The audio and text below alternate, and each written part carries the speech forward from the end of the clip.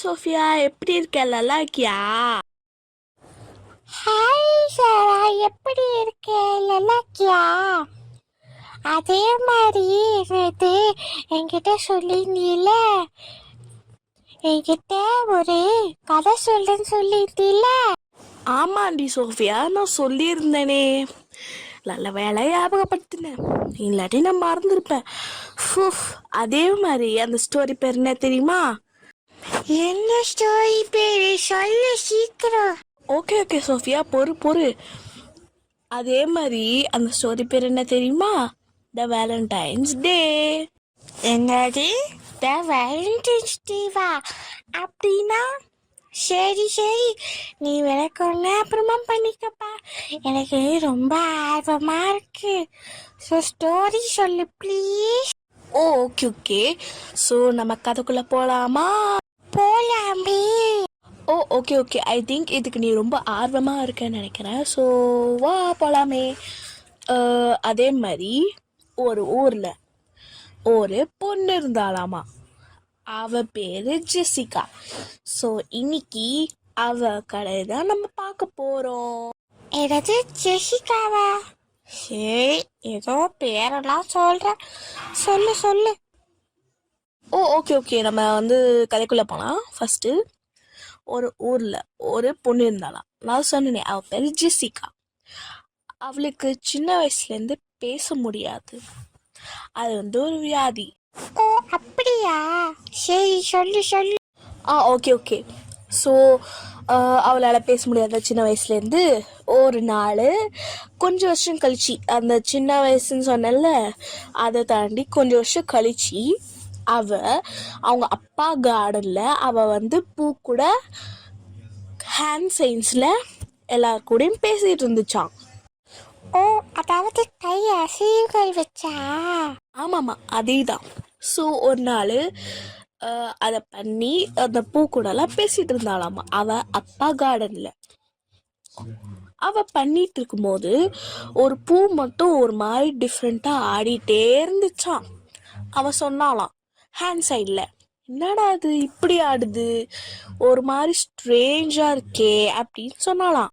ஓ, அவ சின்ன வயசுலேருந்து பூ கூட எல்லாம் பேசிட்டு இருப்பாளாமா ஹேண்ட் சைன்ஸ் வச்சு. ஆமாம்மா, அதே தான்.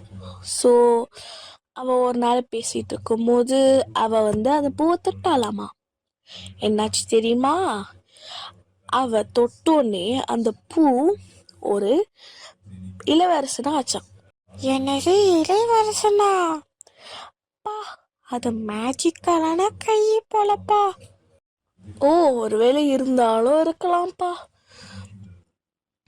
அது இளவரசனாச்சா அந்த பூவு. அந்த இளையவரசன் என்ன பண்ணான்னு தெரியுமா? நான் சொன்னா நீ ஷாக் ஆயிடுவேன். யாரு? நானே ஷாக் ஆவேன்.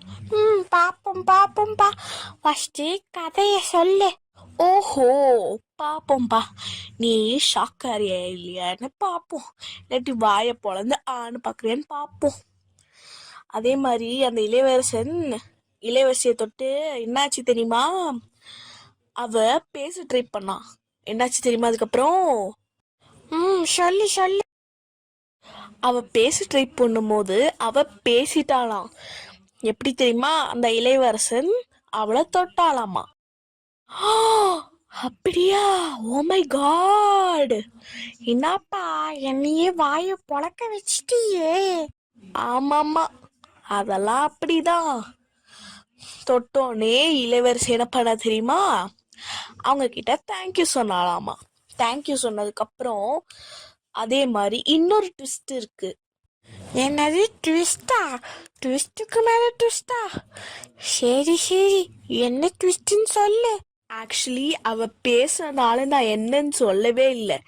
அது என்னலாம் தெரியுமா? 14th February. என்னது February 14? அட, நம்ம வேலண்டைன் டே ஆச்சு. ஆமாமா சோஃபியா, நம்மளோட வேலண்டைன் டே தான். ஸோ அவங்க தொட்டதுனால தான் இவங்க பேசினாங்க.